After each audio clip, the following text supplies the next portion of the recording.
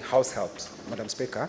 And again, our embassies, when we travel outside, when we meet with our people, most of the people that we talk to, they don't seem that they are facilitated by our embassy. Our embassy, most of the time, Madam Speaker, they complain that they are humiliated in our embassies. Thank you, Madam Speaker. Prime Cabinet Secretary. Madam Speaker, the workers are varied.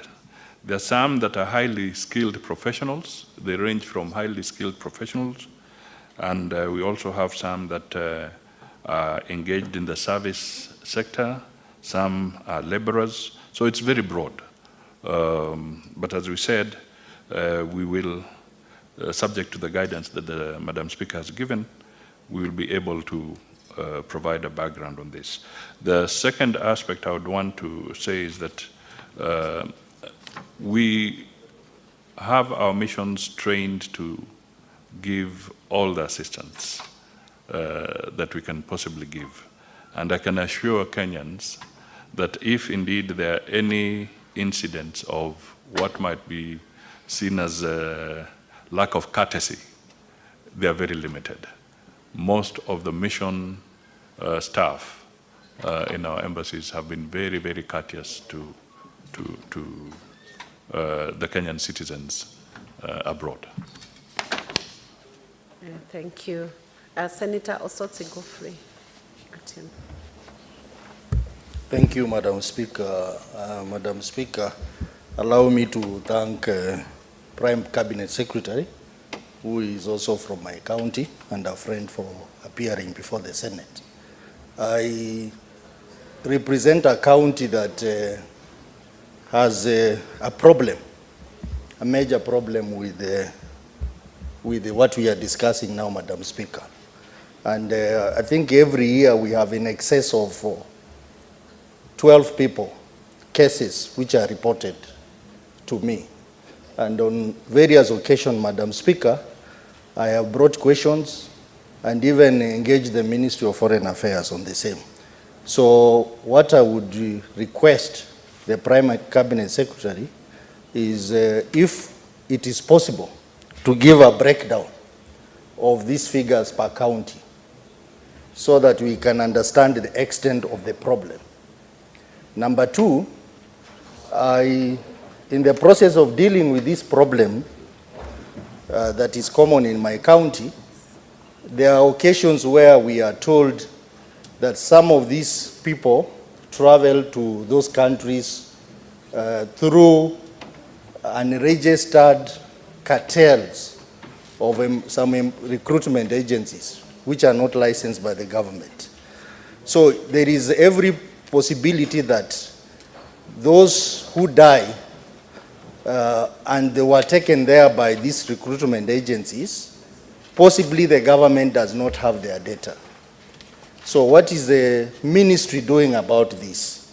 The issue of unregistered and unscrupulous recruitment agency who take advantage of the plight of these girls and boys to recruit them through illegal means, and then these people end up dying or harmed in those countries. What is the government doing about this matter? Cabinet Secretary, respond to that.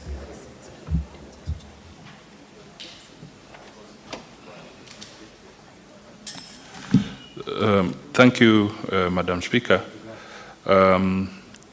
I wish to state that we are, definitely there were some challenges in the past, and we are trying to resolve them because we didn't have proper and accurate data. But I can assure the House and the nation that through the Department of Diaspora and also working with the Immigration Department, we are now establishing more accurate data of the Kenyans that are traveling to various countries, including the Gulf states. Also on the websites of the State Department for Diaspora, we are able to indicate the licensed recruitment agencies because in the past, we have had cases where the senator is right that unscrupulous people have taken advantage and landed our Kenyan people in very difficult situations. So we are trying to streamline this. And in between, let me also just notify the Senate that we are also improving on our negotiation on what you'd call the labor or employment agreements with various countries.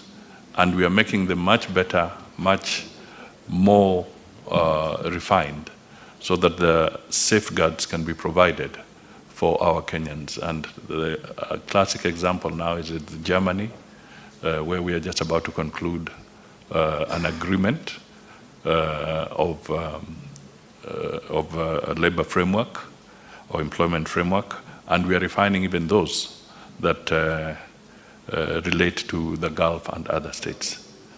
Equally, Madam Speaker, I want to mention to the House here, the Senate, that the points they are raising are valid and important, because one of the things we intend to do is to be able to have a sessional paper that will be brought to Parliament, and some of these issues we would like to draw from the knowledge and experience of Parliament, so that we can improve on how we engage with foreign countries on some of these issues.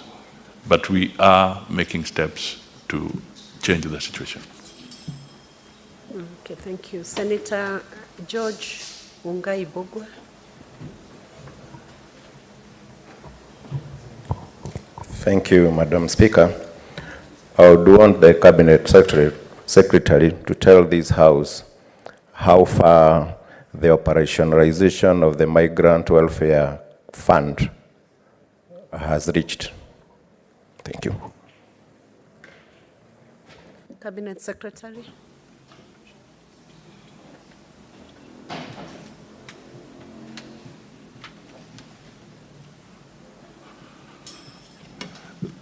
Madam Speaker, that is work in progress, because the labor migration bill is supposed to be debated and cleared by Parliament. So that is work in progress, and then we shall be able to establish how the fund shall operate. Senator Beatrice Akinyi Ogola. Thank you, Madam Speaker. I want to thank the Cabinet Secretary, the Prime Cabinet Secretary, for finding time to come for our questions, and probably to also guide fellow CSS that the questions we ask here are on behalf of the Kenyans that they are appointed to lead.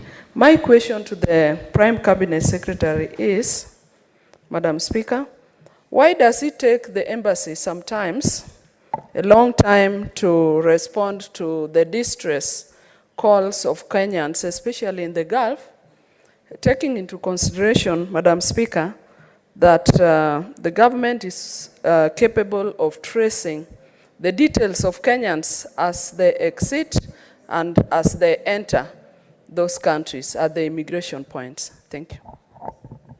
Cabinet Secretary.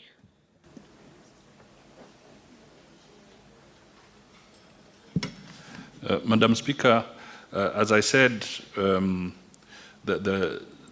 it's not as easy as it may appear sometimes, but our missions are making every effort, particularly in the Gulf, because sometimes our Kenyans don't then communicate. Once they have landed and they've gone to where they're going, they don't communicate, and we sometimes get to know only when they are in a state of distress. So these are some of the things we are hoping to overcome as we establish better data and better communication networks. But I want to assure the Honourable Member that we will not tire. We'll want to do the best we can to support our citizens wherever they are. Senator Adan Dulo Fatuma. Chair, let me welcome CS to this house. I think part of the issues I wanted to raise has been raised by Senator Osotsi, and CS has tried to assist. My problem is with the agencies, because most of them actually, they are not genuine. They are not also giving proper information. And I think as a ministry, you need to regulate them properly. Number two, Chair, if the credible agencies can be cascaded to the county level, so that those who are at the county level can be able to identify, because that particular area provides employment to our people. So if it can be cascaded to the county level so that they can know who are credible and they can apply through them or get employment, it will be better. I thank you. Prime Cabinet Secretary. Madam Speaker, first of all the agencies that are registered are available on the NEA website. That is the National Employment Agency website. And this information is also shared with the NGAO. This is how we cascade it through the county commissioners all the way, so that this information is available at the district and county offices as well. But one thing that remains is that through this National Employment Agency, there are regulations, and we are trying to weed out all the entities that do not fit the bill, that are not fit for purpose. So this is an ongoing process, and we are also ready to receive any further ideas on how we can tighten the noose around the bad elements from this house and other Kenyans. Thank you. Senator Mutinda Tabitha Morin. Thank you, Madam Speaker.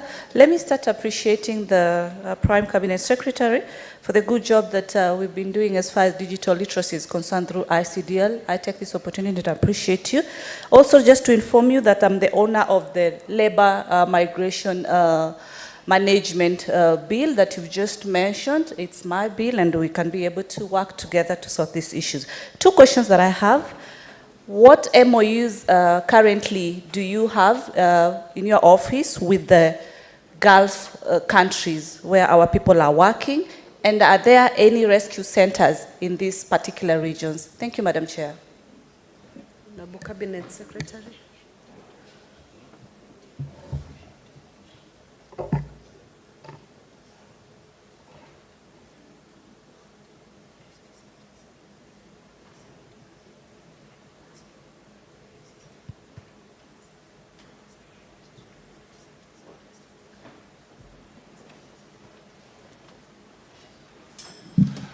Thank you, Madam Speaker.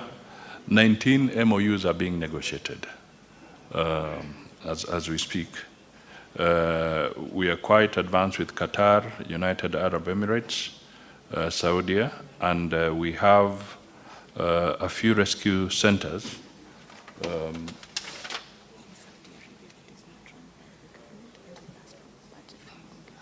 We have a rescue center in Saudi Arabia.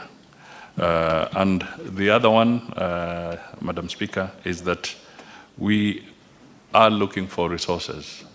And this is a conversation we have had with the budget committees of Parliament to be able to obtain resources so that we can put up more rescue centers.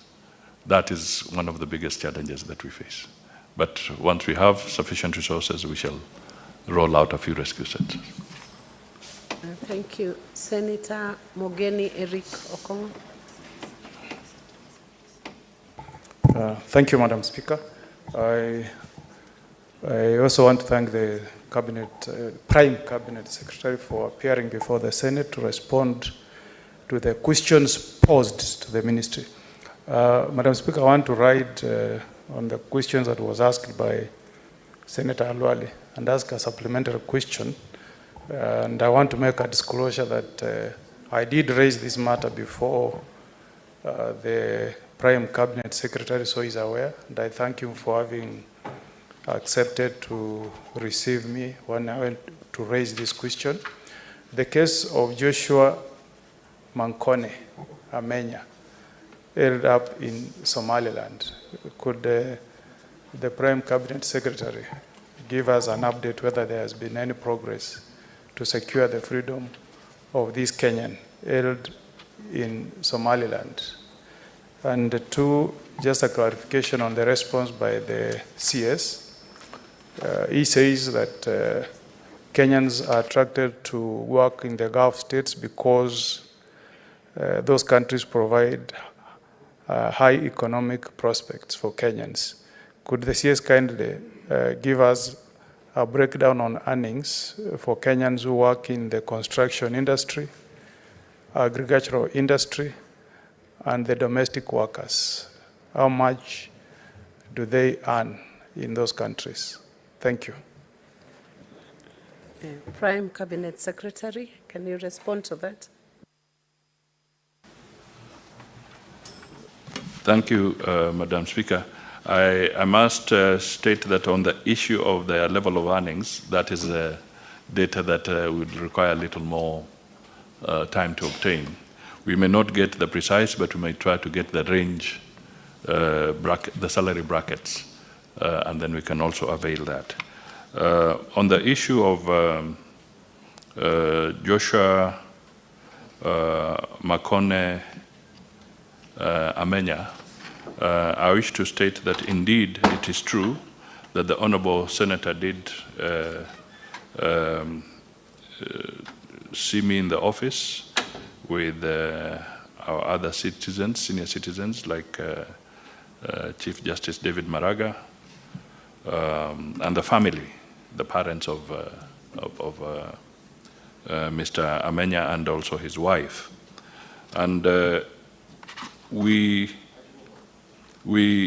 wish to state that after the conversation we had, I did call the representatives of the Somaliland, the representatives of Somaliland, and we held talks regarding the unfair treatment and incarceration of Mr. Amenya. And they then said that they would be going back to their headquarters, revert to the headquarters and come back with an updated position. Unfortunately, to this date, they have not come back with a comprehensive response as to why they continue to hold this gentleman. I would also like to let the members know that this is Somaliland, not the federal government of the Republic of Somalia. So we have not stopped in pursuing the agenda. I continue to push it personally so that we can have a response and hopefully facilitate the release of Mr. Joshua Amenya, because the circumstances under which he is being held from where we sit are clearly unreasonable. Thank you. Thank you, Honorable Cabinet Secretary. Majority Leader, Senator Aaron Cheriot. Thank you, Madam Speaker. Madam Speaker, I just have one question to the Prime Cabinet Secretary, and I appreciate the precise answers that he's giving to the issues that are being raised by senators, which is quite commendable. I see the Prime Cabinet Secretary is accompanied by, among others, the PS for Diaspora Affairs. Therefore, my question is in regard to the 19 bilateral labor agreements that he alluded to earlier, and I have heard the President speak about it in public forums on many occasions. Do we have a timeline of when we are likely to conclude on them, and what is a likely impact in terms of, one, job opportunities, numbers, and two, the cadres of scale, because there's misinformation outside there by cynics who imagine that the bilateral labor agreements are only for manual jobs, but not professional working opportunities for educated Kenyans. Therefore, if we can have a timeline, Madam Speaker, we'd really appreciate, because we've had about this conversation for quite a while. Can he give a commitment before this House that by such and such a time, we'll have concluded on these agreements? I know it's a cross-cutting issue between his ministry and that of Ministry of Labor, but that's where his cap of being Prime Cabinet Secretary comes in handy, because his duties overlap as well. Thank you, Madam Speaker. Prime Cabinet Secretary. Thank you, Madam Speaker. I wish to state that indeed these 19 agreements are work in progress, and they're at various stages because they're bilateral. So you are ending up negotiating with different countries. But we have some, for instance, Germany, we are likely to be able to conclude by September. And indeed, not too long ago, the German Parliament has now passed a bill basically affirming this policy, where they'll be able to take many migrants, and Kenya was trying to secure a slot to have close to 200,000 slots in different areas to be able to go and work in Germany. And I wish to state that we are not, these negotiations are not just about what you'd call laborers. We have a skills policy that is being worked on so that we can have even doctors, we can have other technicians, teachers, and other people who are qualified and skilled in different areas to be able to also benefit from this arrangement. In the case of the United Arab Emirates, for instance, we have more or less concluded a CEPA. This is a comprehensive economic partnership agreement. And part of the issues that we are alluding to are also now embedded in that agreement. So there is progress, but I would like to assure the members that each country has its own issues, and we try to navigate on a bilateral basis with those individual countries. But we're making good progress, and we will try to accelerate where possible. Thank you. Senator Onyonka Richard Momwem.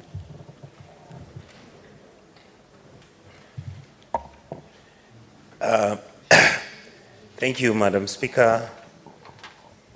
CS, I'm happy to see you, even though you're covered by the presidential, but I'm sure you're seeing me from where you are. First of all, I would like to say that I'm happy that you're dealing with this issue. I have previously, as you are aware, worked in the same position you're working now. And one thing that has shocked me, Madam Speaker, is that the things that we were talking 10 years ago, it looks like nothing actually did happen. So I would like to ask the Minister to tell me that out of all the bilateral labor agreements that you've signed with the countries that you've signed, the question I wanted to ask you is whether you are proactively, and if indeed, as you say, that these agreements are going to deliver some fruits, whether you are proactively engaging yourself in preparation to make it possible that when these people are able, our people are able to go and get these jobs, they could be handled and managed in settling in and what needs to be done, and whether the Minister is aware that the reason why the labor contracting agreements in our country and the reason why our people keep suffering out there once they go to those countries to work is because most of those agreements are actually hidden. Nobody knows what actually is written in there. nobody understands what the terms and conditions are. So I'm hoping that when the minister has signed those agreements, he will enable the Labour Committee of the Senate to interrogate that agreement and make sure that we are able to understand what is in it and what we have gained, and if any, what the terms and conditions are. Madam Speaker, the last issue, which is a continuum of the same question I'm asking, is that I don't know whether the CS is aware that if you look at social media, somebody came and posted where they say that they are currently in the US, in Iowa, and out of the 400 people who are now Kenyans who are working in Iowa, this gentleman realized that all the 400 come from one given Kenyan community.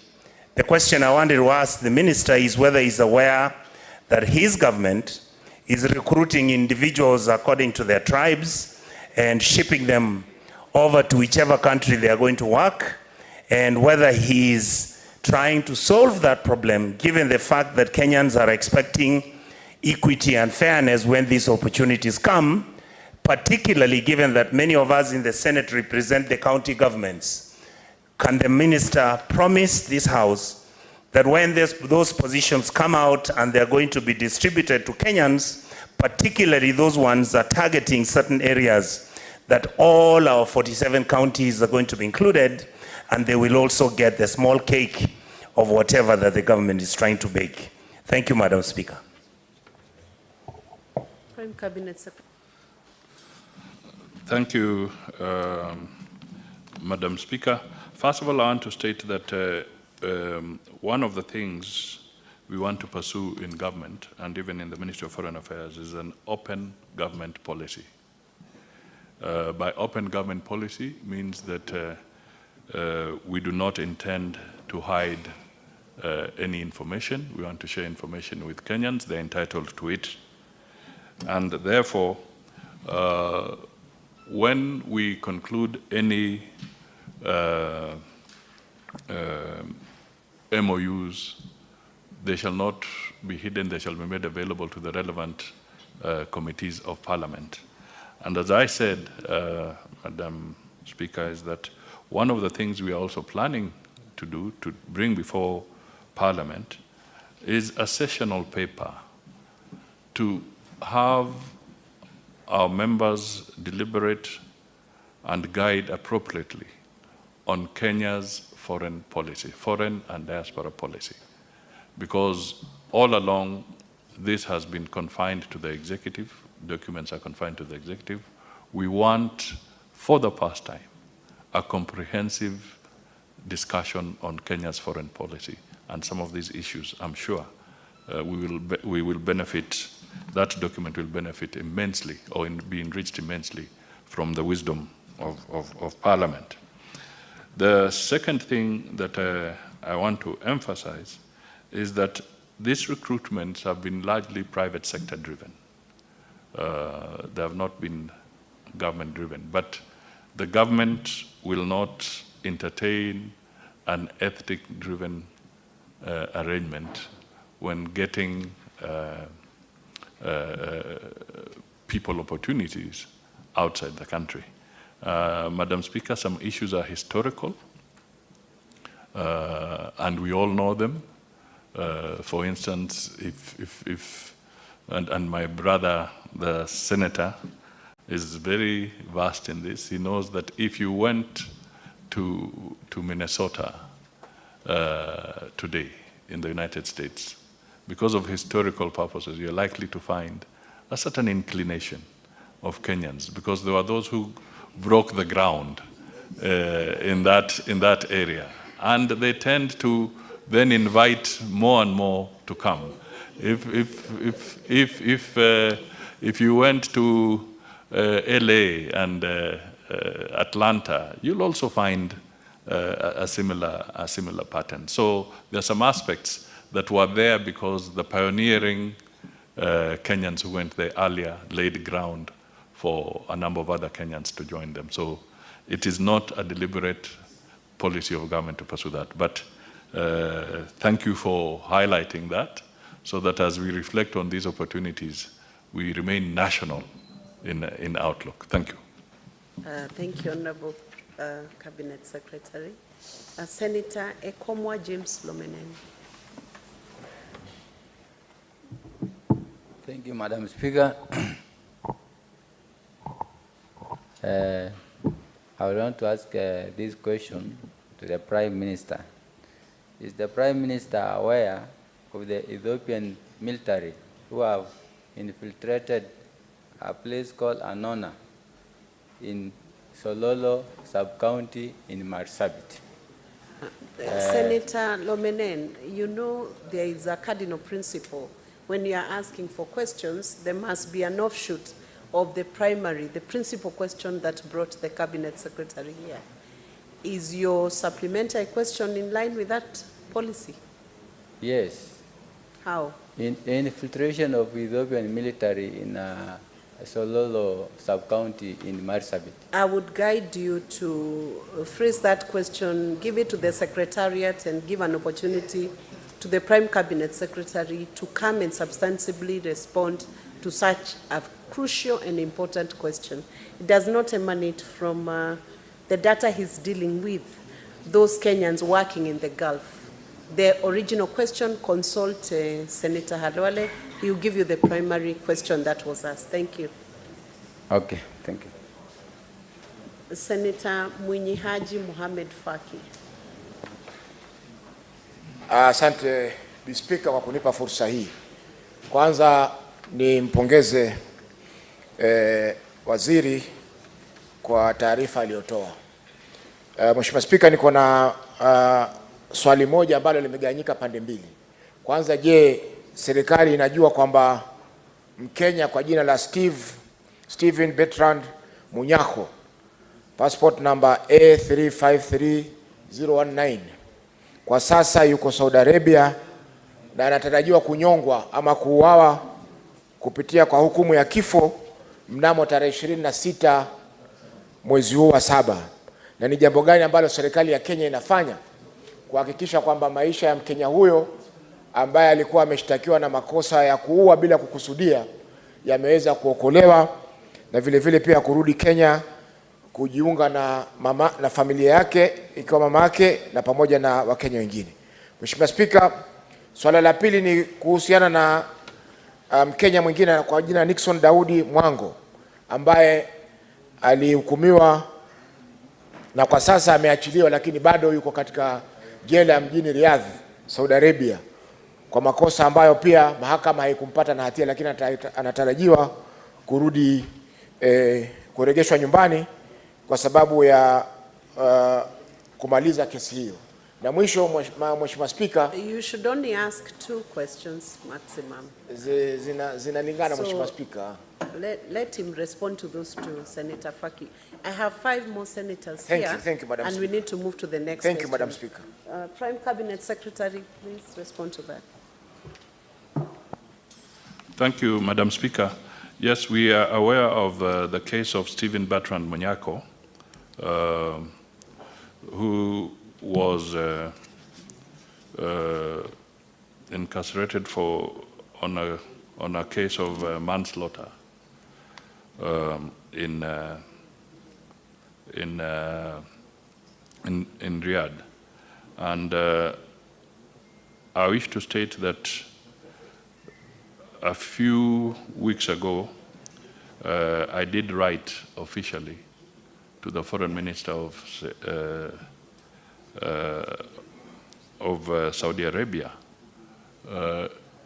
intervening that this individual should not be executed. That execution was deferred. It did not take place. I also had the opportunity to meet the family of the mother of Stephen Bertrand Munyako, and we had a conversation. And the challenge that is there is that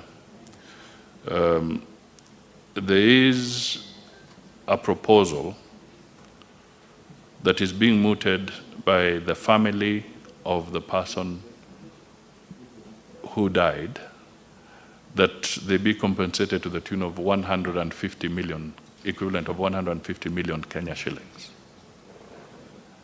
Madam Speaker, the family has raised about 10 million shillings, and they continue to try and raise more money, because this is what they call the blood money, some financial settlement for that. And clearly, it would be remiss of me not to notify the nation and Parliament is that there's no budgetary provision for the government to settle this kind of situation, whether in Saudi or any other country. But the ministry and the government is doing what it can to see if this matter can be resolved differently, and perhaps if the family that lost their individual can perhaps climb down from the high level of 150 million Kenya shillings so that this case can be resolved. So it is work in progress. It's a conversation that is ongoing. The second one, which you talked about, we are yet to obtain information, so I will not be able to respond immediately to that specific one. I will need a little more time to get more details on that one. Thank you, Honorable Prime Cabinet Secretary. Yes, you can get more time to supply that answer because it's specific. Senator Agnes Kavindu Modhamu. Thank you, Madam Speaker, for giving me this opportunity. Let me first of all start by congratulating the Cabinet Secretary for making time to appear before the Senate from his very busy schedule. Mine is just a concern about our ladies, our girls who go to Saudi to work, because I've interacted with many of them who have managed to come back after much suffering, that their passports are taken by the bosses who they go to work for and kept there. Many of them, the agreement they have with the agents is that they are going to work in a particular house, and once they arrive there, they find that they are located to work in different homes, like 3 or 4. Some tell me that they work even in 6 homes. So they hardly have time to rest. There are also mistreatments of food. And once they escape and go to the rescue centers or to the police station, they find that they cannot be allowed to travel back home because 1, they have no funds to travel back home. 2, they have no traveling document because the document is kept by their bosses. What is the ministry doing about such issues to make sure that our people are safe and secure? And why can't also the agents who are not registered be arrested? Because majority of them are known. Thank you, Madam Speaker. Prime Cabinet Secretary, you'll answer this question, and I'll request the senators, 3 more senators wanted to ask questions, and he still has another question to tackle. We can consolidate your questions with the next question. You can still ask him in the next level. So you can answer this as the last question on this segment of questions. Madam Speaker, I just want to say that NEA, the National Employment Agency, has actually eliminated 700, so far, 700 rogue agencies from the register who are associated with not handling the labor issues professionally. The other thing that I would say is that when these Kenyans get challenges, the embassy has always been available to provide emergency travel documents to assist them so that they can travel back to Kenya and move away from the hostile environment. And we continue to do so. And in fact, the Saudi Arabia Center is perhaps the most active in issuing emergency travel documents or certificates for Kenyans in case their passports and documents have been held.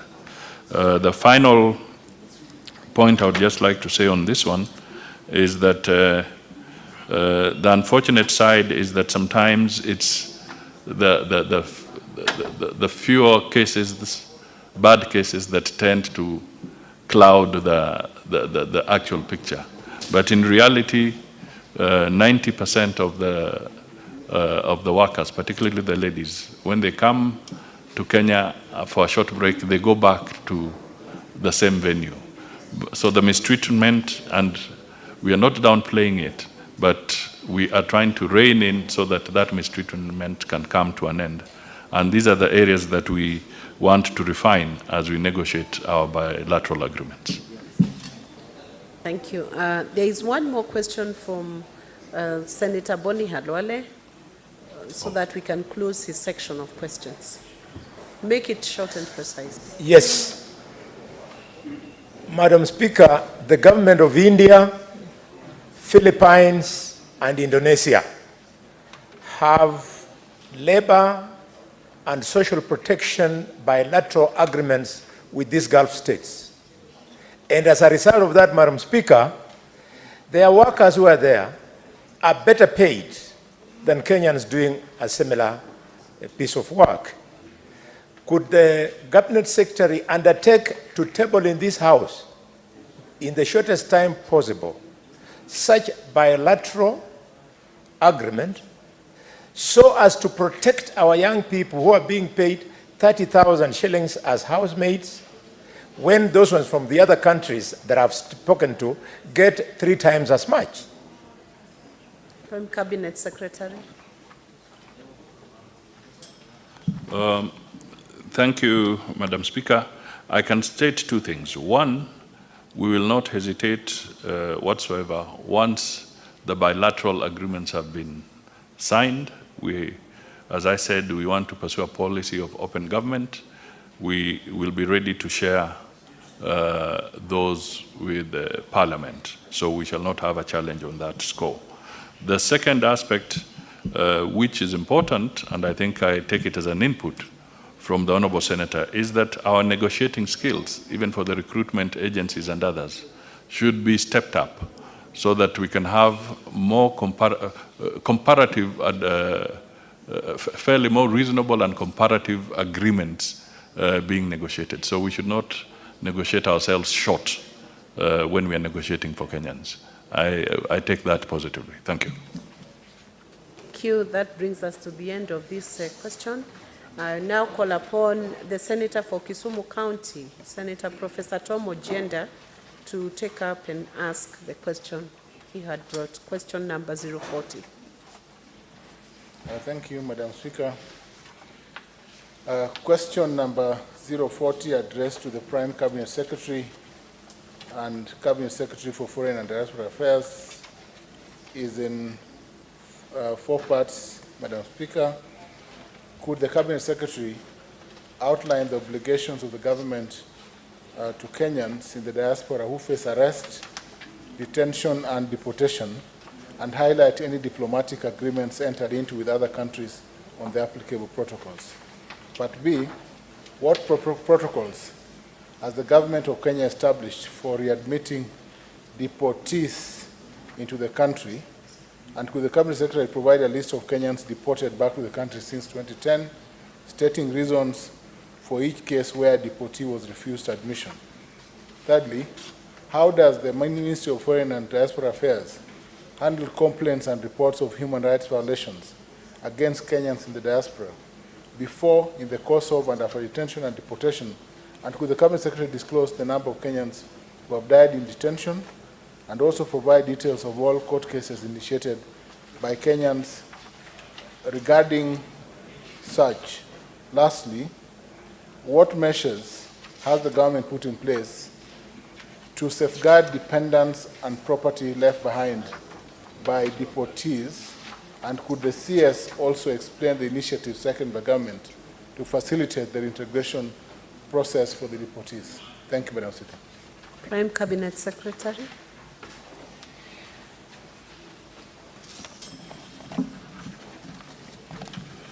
Thank you, Madam Speaker. The first aspect is I would like to inform the House that consular officers at our missions abroad normally visit Kenyans in distress in the host countries, such as those in hospitals, detention centers, or prisons. They offer assistance that includes issuance of emergency travel documents to Kenyans in the diaspora at home who may be in distress and want to voluntarily return. And this is in line with the 1963 Vienna Convention on Consular Relations that provides for general functions of a consulate, which includes protecting the interests of its nationals, both individuals and bodies corporate, within the limits permitted by international law. The consular functions listed in Article 5 include issuing passports and travel documents to nationals of the sending state and assistance in succession matters. Further, Madam Speaker, Article 36 of the Convention confers the following rights to a consular officer. Right to receive information regarding the arrest of nationals of sending states, the right to communicate with the arrested person and vice versa, that of the arrested national to communicate with the officials of the sending state, in this case our mission staff. There's also the right to visit the national of the sending state if in custody or detention to arrange for legal representation. And D, there's the right to respect the wish of the arrested national, including not to take any action expressly or on behalf of the national. However, these rights can only be exercised in conformity with the laws and regulations of the receiving state. I also wish to state that the Kenya Citizenship and Immigration Act, Cap 170 of the laws of Kenya, provides for issuance of emergency travel documents for Kenyans facing deportation and sets out conditions when someone can be denied entry. Madam Speaker, I would want to point out that so far, Kenya has entered into an agreement with South Africa regarding the return of nationals, refused entry and illegal entrance, which was signed on 23rd November 2022. Under this agreement, it is the responsibility of each country to verify the nationality of the deportees and, where necessary, grant them necessary travel documents. The agreement is, however, subject to the respective domestic laws and international instruments, including the 1969 OAU Convention governing specific problems of refugees in Africa. With regard to protocols readmitting deportees, the Citizenship and Immigration Act sets out the criteria or protocol for admission of such persons into the country. This includes the issuance of travel documents, verification of identity, confirmation of citizenship, right of entry and residence, among others. To this end, immigration officers along the points of entry and exit usually confirm that the person being returned is a Kenyan national before admitting him or her into the country. With regard to the second part of the question, requesting that I provide a list of Kenyans deported back to the country since 2010, stating reasons for each case where deportees were refused, I state as follows. The State Department of Immigration and Citizen Services has informed that the following number of Kenyans were returned on various grounds since the year 2022. We were not able to have information dating back to 2010. So we are able to present what we were able to get, and hopefully we can get the rest later. In 2022, there were 186 deportees. In 2023, there were 378. In 2024, there are 166. So a total of 730 deportees are on record since 2022 to date. Madam Speaker, we wish to state that, again, we will need guidance because as much as they are deportees, they have their rights. And to what extent can we disclose the reasons of each individual without breaching certain rights of these particular individuals? So maybe with the guidance of the chair, that is another area that one can seek guidance. But we have given the data of those who are deported. The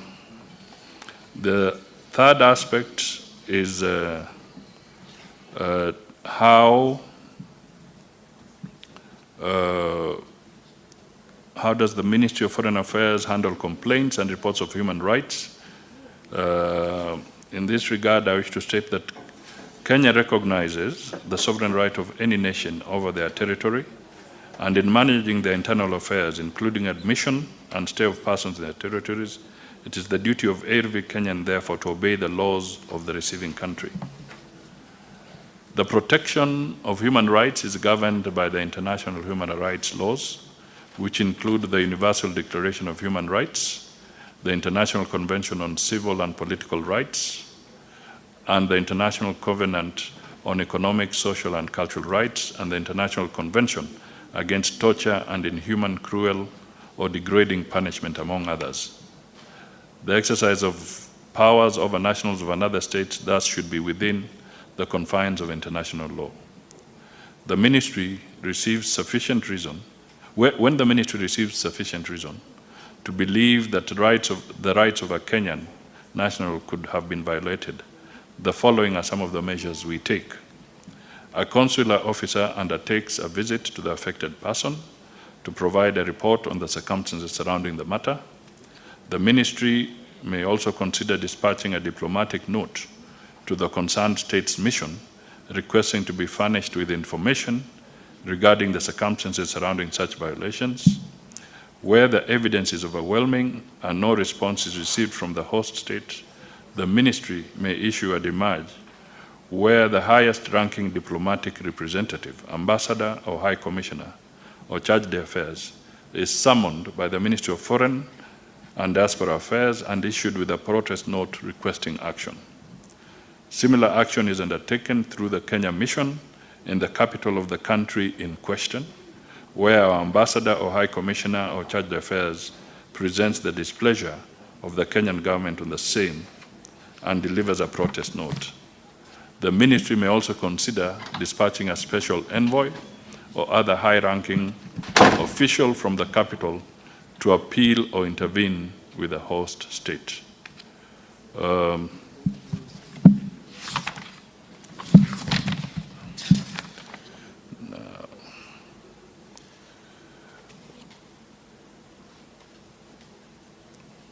Madam Speaker, Mr. Speaker, sorry, I didn't realize there was a change. Mr. Speaker, let me also point out that we are yet to get the accurate data on the Kenyans who have died in detention. So that figure at this point in time is not available, but we'll be ready to avail it once we have the accurate figure on that particular aspect. Finally, there is the issue of the responses to safeguard dependents of property left behind by the deportees. I wish to state as follows. The ministry so far has no safeguards in place with regards to the dependents and property left behind by the deportees, since such property is governed by the laws of the host country.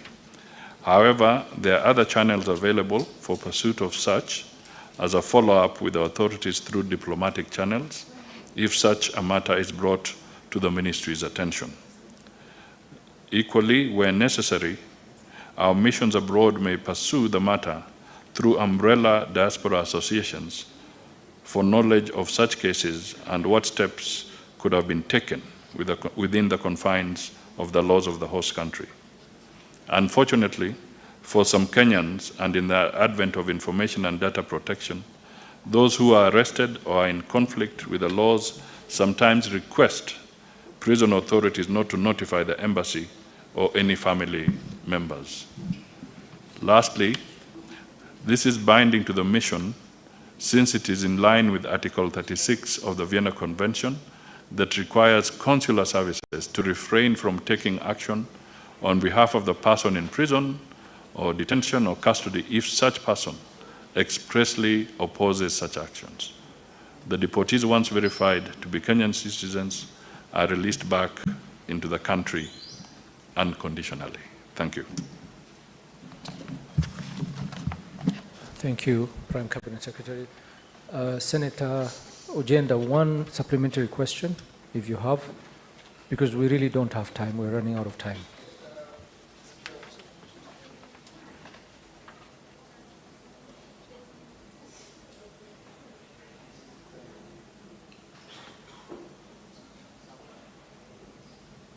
Speaker, I thought there was a Gen-Z sabotage, but it is a Wednesday.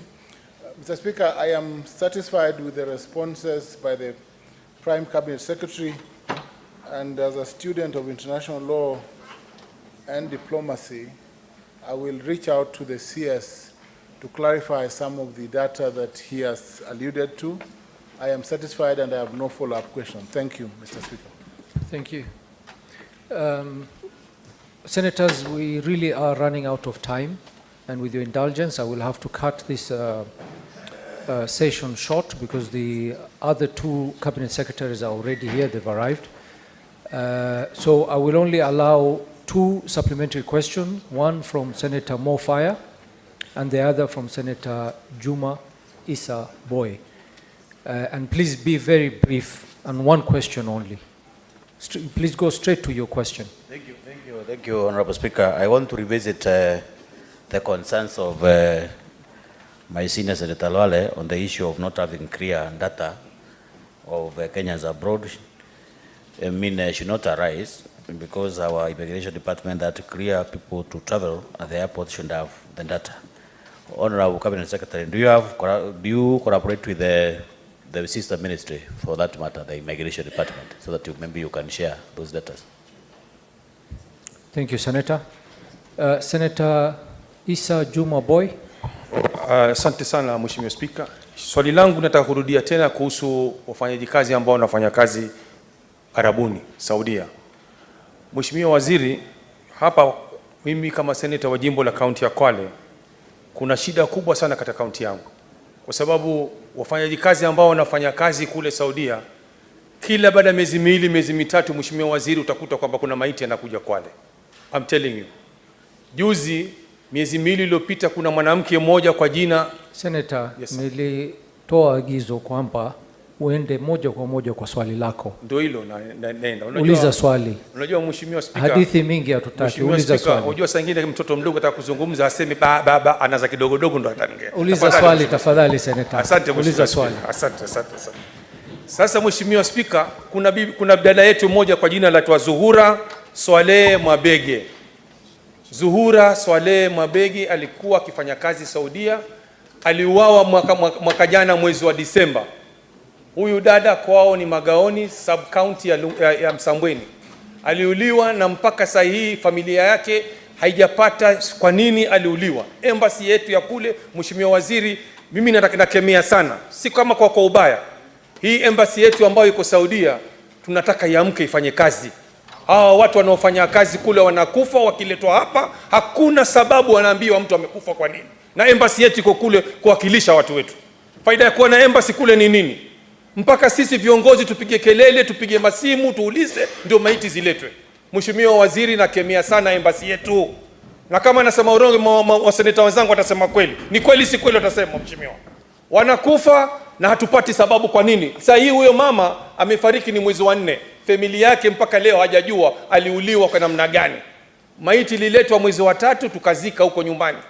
Na si mmoja Mheshimiwa Waziri, wengi sana wamekufa. Wengi sana. Si Kwale peke yake. Karibu Kenya nzima wanakufa Saudia na embassy haitoi sababu kwamba huyu mtu amekufa kwa lengo gani? Ameuliwa kwa nini? Wao ni kimya tu. Ukiwauliza embassy hakuna sababu yote Mheshimiwa Waziri. Tunasema embassy iamke ifanye kazi. Mtu akifa walete maiti watuambie amekufa kwa sababu gani. Asante sana Mheshimiwa Waziri. Asante Senator. Cabinet Secretary. If you could please respond to the two questions briefly. Thank you. I think let me say that we are not perfect, and the embassies may not have been perfect, but I believe I can be able to obtain information around Zuhura Swaleh and be able to share it even with the family, so that this matter can be put to rest. I also want to state that not all, I'm not talking about Zura anymore, that is separate, but some of the people who pass away in these countries, as we get the postmortem reports, not all of them are usually about murder, or some are actually normal aspects that come, cardiac arrest, some are afflicted by terminal diseases like cancer, and they're hit, and they end up dying in that place. So we can get a raft of this. But where, of course, it is foul play or it is suspected to be foul play, we always insist on investigations and also post-mortem reports to establish the nature. In Saudi Arabia, we have also now pushed to have a consulate in Jeddah, because not all cases can be handled from Riyadh. So our consulate in Jeddah will also help, in my view, in being able to get more efficiency in Saudi Arabia. On the issue of the data, I wish to reiterate that we did make a commitment that we are available, subject to guidance from